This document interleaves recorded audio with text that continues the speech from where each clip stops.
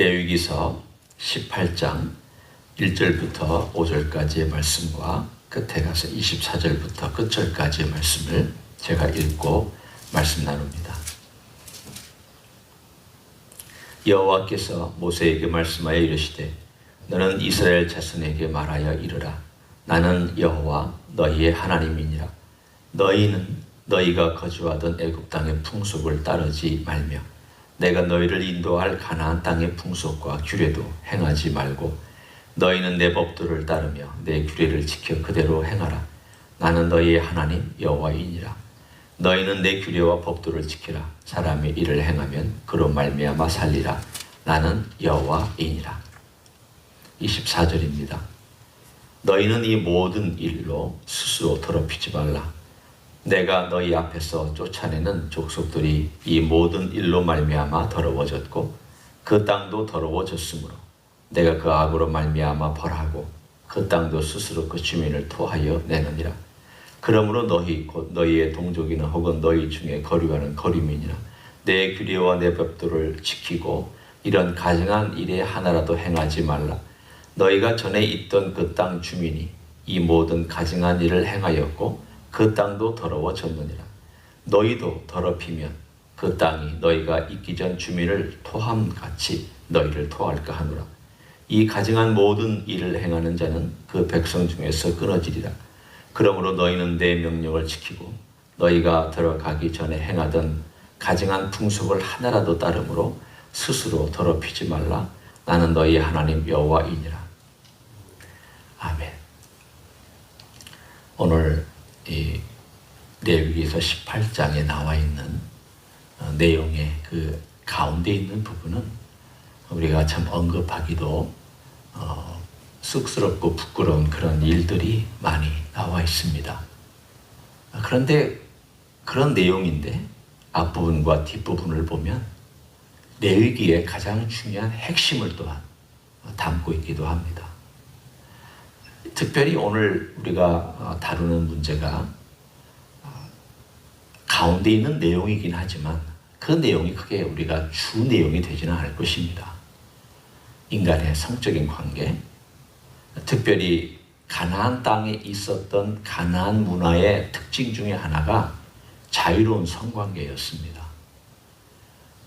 그것은 가나안이라고 하는 사람이 노아의 저주를 받을 때 함이 아니라 가나안이 저주를 받은 거죠. 가나안이 저주를 받을 때 그 저주 속에 있었던 반대편, 인간이 누리고 싶어하는 자유, 쾌락, 하나님 없이 살고자 하는 모든 것, 그 면을 노아 때부터 지금 우리가 보고 있는 이 레위기 18장까지의 이야기, 아니 그 이후까지도 사실은 이 모든 것들을 총망라하고 있습니다.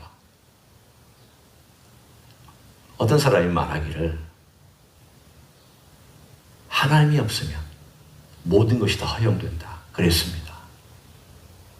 그 말을 우리 이 18장을 통해서 얘기하자면 하나님을 배제시키고 나면 사람은 자기 마음대로 살 수 있다는 것이죠.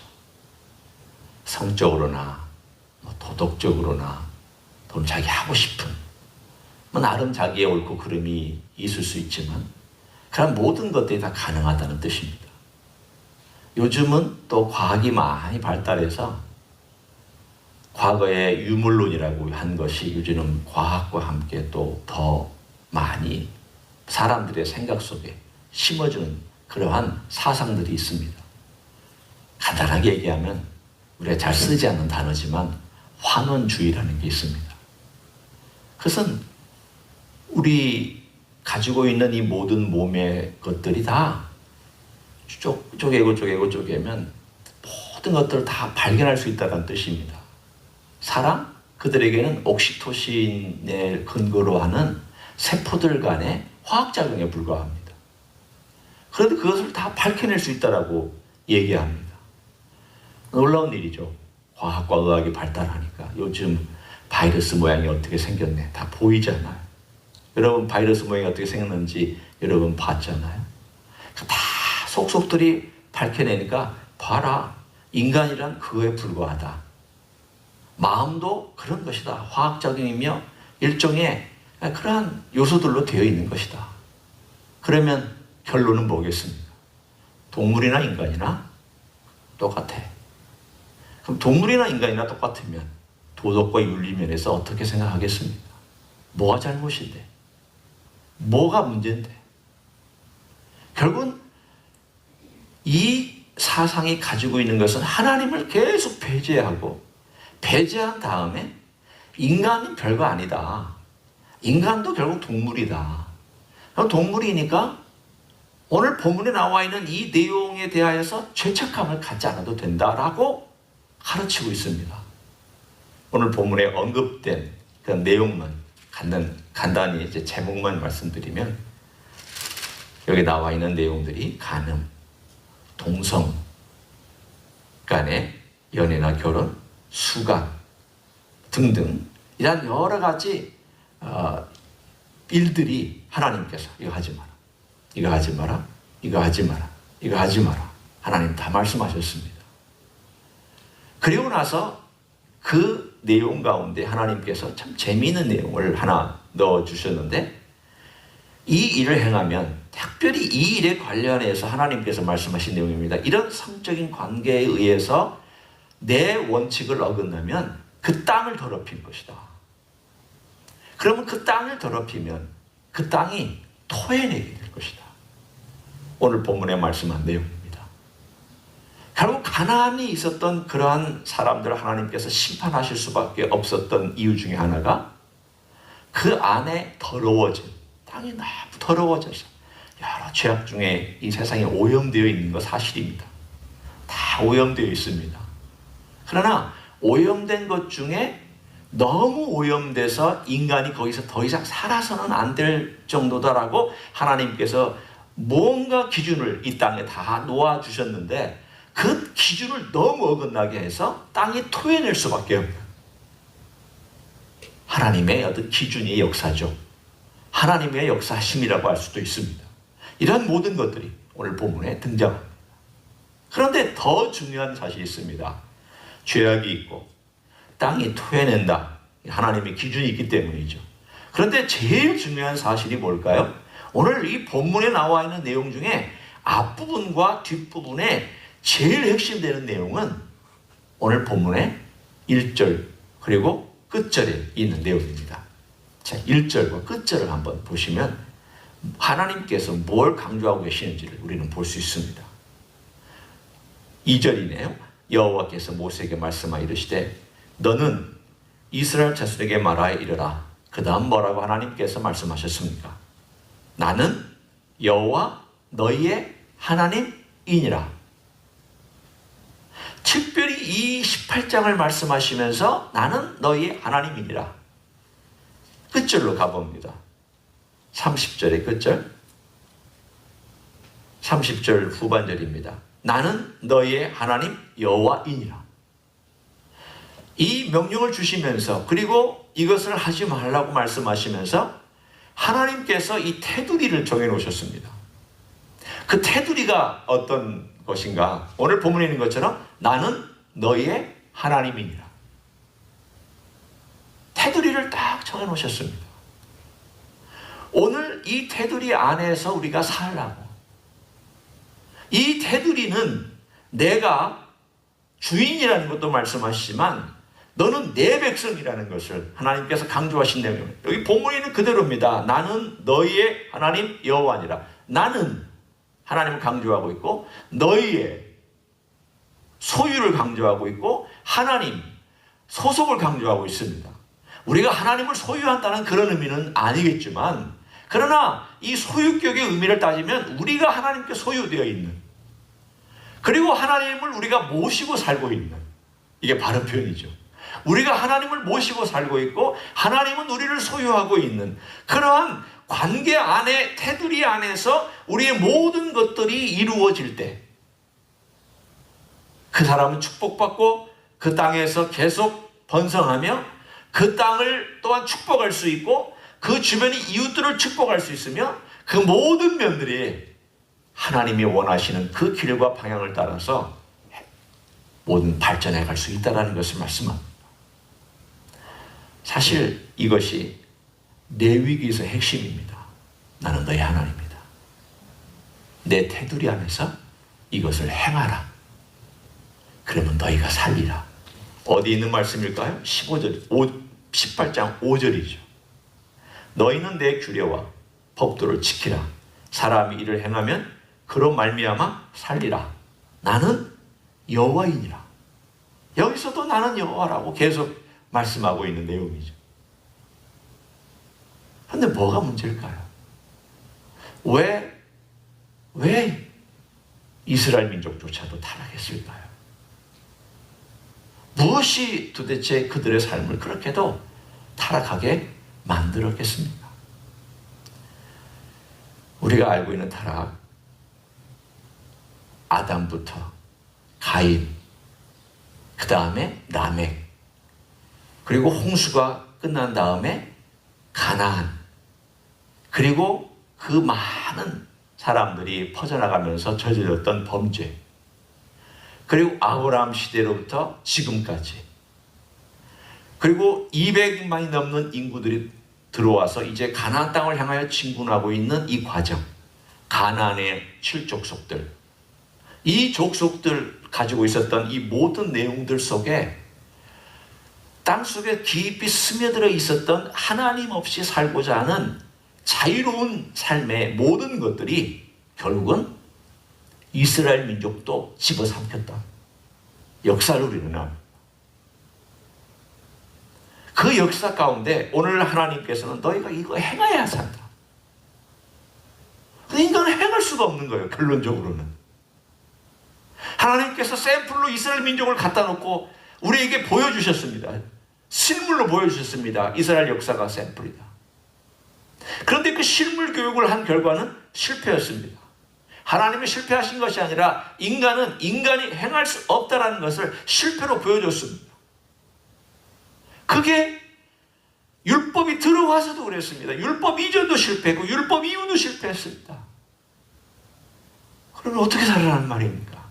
결국은 율법 이전도 실패했고 율법 이후도 실패했다면 그 율법을 대체하는 것이 와야만 인간이 살 수 있다는 것을, 사실은 참 멋있는 레위기서 18장이지만 하나님께서 내가 너희 하나님이다 라고 말씀해 주셨지만 이 갭이 너무 커서 이 갭을 메워줄 수 있는 무언가가 와야 우리가 산다라고 하는, 나는 너희 하나님이다, 살리라, 요 두 가지를 해결할 수 있는 무엇인가가 이 안에 들어와서 딱 메꿔줘야 나는 너희 하나님이다, 산다, 이것이 아주 매끈하고 부드럽고 자연스럽게 이어질 수가 있습니다.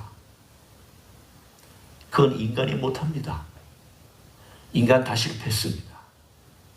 선지자들 성공하지 못했습니다. 다윗 성공하지 못했습니다. 어떤 왕도, 어떤 성인도, 어떤 목자도 성공하지 못했습니다. 그래서 하나님께서 이 갭을 메꿔주시기 위해서 예수 그리스도를 보내주셔서 인간이 실패한, 그래서 우리가 행함으로 살 수 없는 그 모든 것들을 뒤집어서 우리에게 보여주셨습니다. 어떻게 보여주셨습니까? 이제는 우리가 행함으로 사는 게 아닙니다. 믿음으로 산다고 말씀했습니다. 그 믿음은 예수 그리스도가 요 모든 갭을 다 메꿔주시니까 이 메꿔주시는 모든 갭이 예수 그리스도로 다 정리됐습니다. 그럼 우리의 삶은 예수 그리스도의 생명을 딛고 사는 것이고, 예수 그리스도의 어제의 말씀을 따르면 보혈로 의지해서 사는 것입니다. 예수 그리스도의 공로에 의지해서 사는 것이고, 예수 그리스도를 모든 것에 발판을 두고 사는 것입니다. 다윗은 노래할 때 주는 나의 반석이시오라고 하는 내용은 구원을 의미하고 있었지만, 그러나 그것이 결국은 성령께서 감동해 주심으로 다윗 속에서 성령이 뭐라고 말씀하시는가 하면 장차 올 예수 그리스도가 너의 반석이다. 이 하나님께서 너희 하나님이 너희로 살게 해주시는 모든 것들을 든든하게 이어주는 반석이시다. 다윗은 그것을 정말 얼마나 의지하고 얼마나 의식하고 얼마나 메시아를 의식하고 노래했는지는 모르지만 성령께서 그 마음속에 감동을 주셨을 때에는 이 모든 반석은 메시아밖에 없다. 너의 반석은 메시아다. 이 반석에 서야 너희가 산다. 요즘으로 말하면 이 다리를 건너가야 너희가 산다. 그 다리는 예수밖에 없다라는 것을 오늘 이 18장은 말씀합니다. 분명히 18장 우리들에게 명확한 목표를 제시하고 명확한 길들을 열어주고 있습니다. 나는 너희 하나님이다. 변함없습니다. 지금도 하나님은 우리 하나님입니다. 그런데 우리 하나님이신데 우리가 어떻게 사느냐? 이 사는 길이 이제는 구약이 아니라는 거예요. 신약은 어떤 것이냐? 예수 믿어야 사는 거예요. 예수 믿어야. 그러면 믿는 게 뭡니까? 믿음 그 자체죠. 믿는 게 뭔데요? 하루하루 그분을 의지하고 사는 거죠. 하루하루 그분 바라보고 사는 거예요. 내 행위로 사는 것이 아니라, 내 행위로 구원받는 것이 아니라, 내 행위로 내 생명이 무언가 힘을 얻어 살아가는 것이 아니라 매일 주님으로부터 얻는 하늘로부터 주시는 그 은혜가 내 안에 와서 살고 하나님의 말씀에 내 안에 들어와서 그것이 움직이고 생동감 있는 음성으로 내 안에서 역사하면서 삽니다.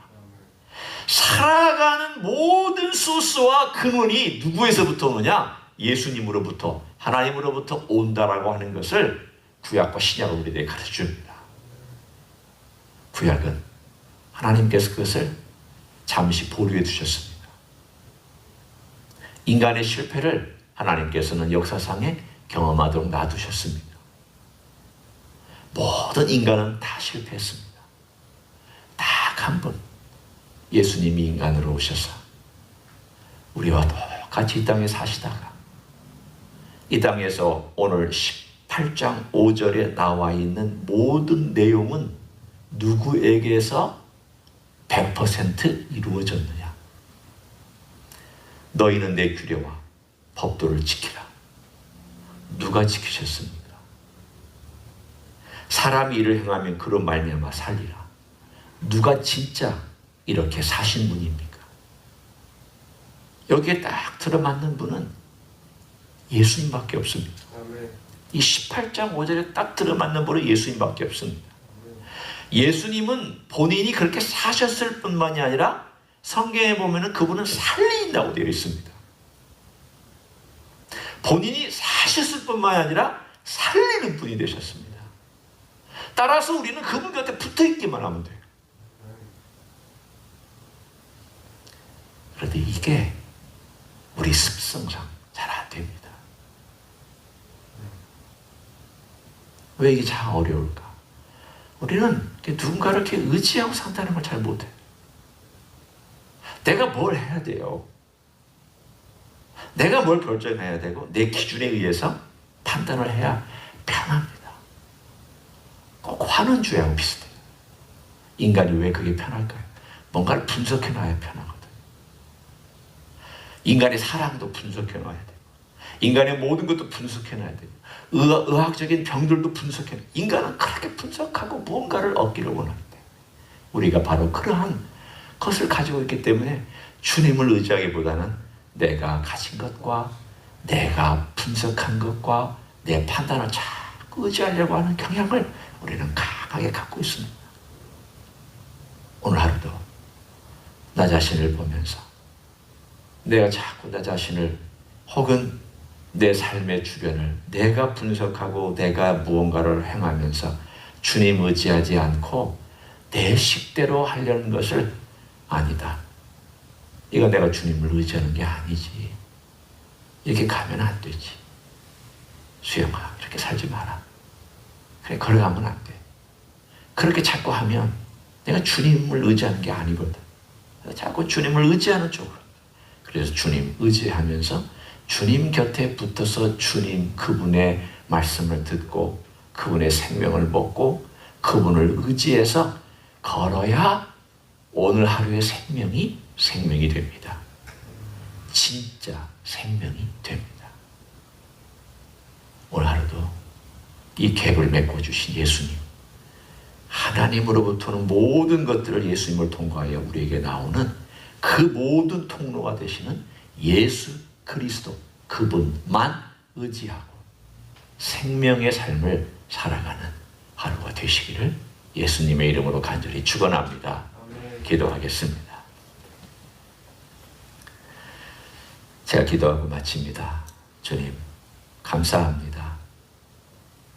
내 여기서 18장 5절에 행하면 살리라고 말씀하셨습니다.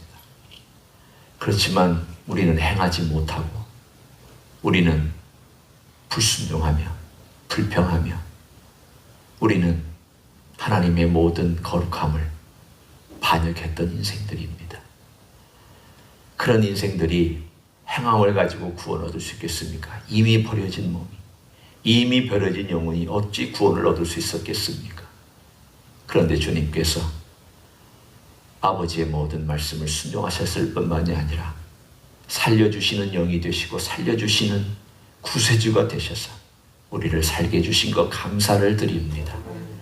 이제 아버지가 우리의 아버지이신 것을 믿고 감사합니다. 나는 너의 여호와 하나님이라고 하는 이 메시지가 이제는 실제로 예수님을 통하여 우리에게 이루어지고 있는 것을 믿고 감사합니다.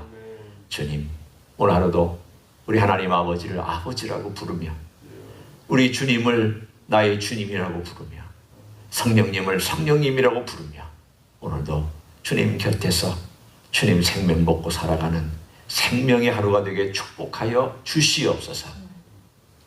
이제는 우리 구주 예수 그리스도의 은혜와 하나님 아버지의 극진하신 사랑과 성령 하나님 교통하심의 역사가 예수님에 붙어있는 것만이 생명이고 예수님을 통하는 것만이 생명이고 예수님을 의지하는 것만이 생명이고 예수님이 나의 반석이라고 믿고 신뢰하고 따라가는 것만이 생명이고 예수님으로부터 얻는 것만이 생명인 것을 알아서 오늘도 예수님 의지하고 부르고 바라보고 붙어있고 따라가고 그 음성 듣기를 소원하는 가정에서 예배드리는 종들 위에와 이 자리에 참여한 종들 위에와 주임 예수교회 위에와 이민교회들과 한국교회들과 선교사님들 위에 이제로부터 영원히 함께 하실지어다.